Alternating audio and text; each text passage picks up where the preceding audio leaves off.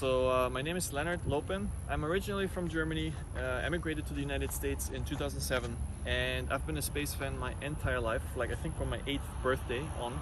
I'm a software engineer. I turned into a software engineer early 2000s in Germany. I'm on my degree,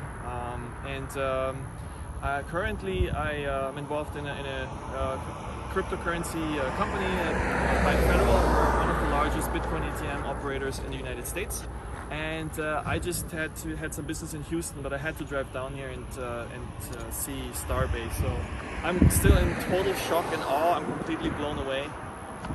You can feel humanity working on the next level up. It's quite something. It's really impressive. God goodness. So I can confirm that it is. You can really feel the energy here. No, it's something else. And I drove past.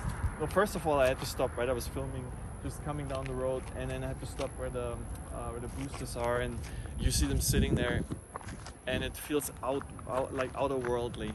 It's something completely else. I really like they put the Starbase letters on there. Sure. It's cute. And someone put a sticker on that sign, the traffic sign. I saw that. You know, right where they there. had the original name and they just crossed Boca it out Chica, right? with Starbase. Yeah. But what's also interesting, so we have all these cars parked out here, and it's kind of quiet outside. You can almost feel the sweat and labor going on the inside, right? Everybody's busting their butts. And I'm also fascinated how my brain is trying to understand the size of these things, right? So you're further away and you look small, but you feel that they're actually really, really huge. And the closer you come, then they start turning into towers and monsters.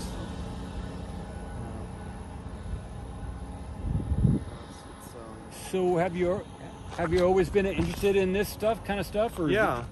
No, I've been, and I think when I was 8, 9, I wanted to become an astronaut. You know, kids' dreams.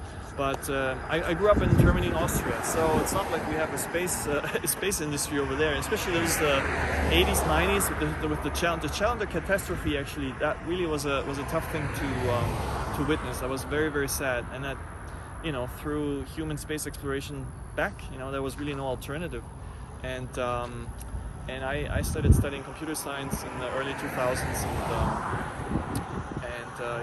I've been always super fascinated in space exploration, astronomy, astrophysics. It's the thing that I would read on the side or read about, study, and talk about with friends all the time. So we've been watching through you guys actually filming and recording. We've been following this as close as we possibly can, and I really would like to thank you too for that. Yeah, sure. Because it's the documentation of humanity's next step forward. Yeah. A lot of people do refer to this as documentation. So It really feels that way. Also, it's fascinating the speed they're proceeding with, and I find it interesting because Elon originates, you know, from the software industry, and it feels very often like this rapid iteration process with breaking things fast, moving fast, seeing if something works. If it doesn't work, you just let go of it quickly and you proceed in a different direction. That's a very similar mentality from software engineering, right? And in the industrial space, you don't usually see this anywhere else. So yeah, I wish there was just more billionaires, not just sitting on their yachts, but taking that money and applying it to efforts like these.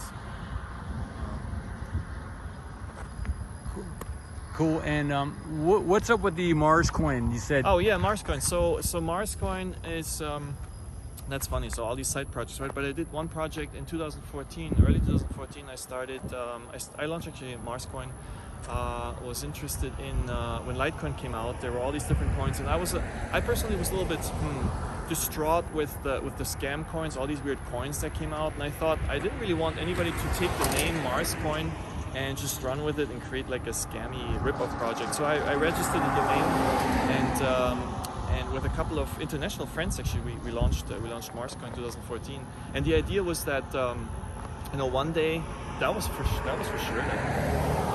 Financial system of the future is cryptocurrency bound, simply because of the benefits of decentralization, the peer-to-peer without an intermediary. That just made total sense.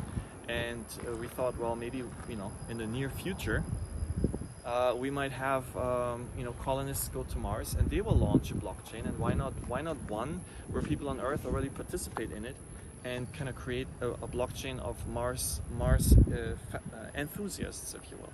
So there's an international group of people that really like the project. We're working actually with the Mars Society on trying to build software that can be used on an initial Mars base. So, like for instance, how does voting work? Can we use a blockchain to track inventory?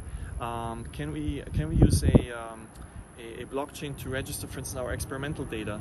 Some of these little interesting experiments that might be helpful and useful on Mars. So, yeah, but that's one of the many ways. So you just find something in your own life where you're close to, where you can throw in your support for this project. Heck, if they were to call for volunteers to work their ass off, I would just, it's like, hey, okay, I'm just going to come and you need some welding done or something else. Just call onto the nation, and everyone will, or a lot of people will show up and just lend a hand.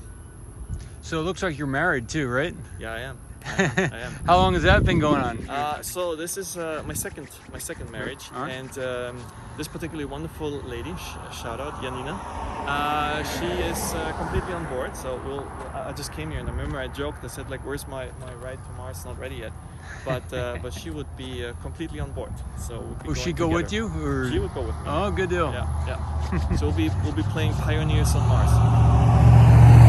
Is there anything else you want to say? Yeah, no, just thanks to everyone, actually, honestly, who supports this in any form or fashion. I think it's amazing, and you can feel the spirit of humanity. Everybody helping out and trying to make this work. I think it's going to be an amazing future. There's so many resources out there in space, in the solar system. We could support 10 quadrillion humans in the solar system. It's we should really look forward towards the stars. And I think a lot of problems that we have on Earth will be solved by this pioneering spirit. The collaboration. By the collaboration. Yeah, right. It can just only be a positive thing, seeing humans work together on something greater like this. Right. Building and creating instead of destroying and hating each other. So it's a wonderful effort. So where's your passion in all that? What's your kind of exciting thing, mostly? I'm looking forward. These are the means, the transportation means. I'm really looking forward to the next steps. So if we pull this off and we get a base built or building a base, I'm highly fascinated and interested in that. I hope it's not going to take too long. I hope we'll be able to get there in 10, 20 years. And it's going to, I know it's going to cost lives.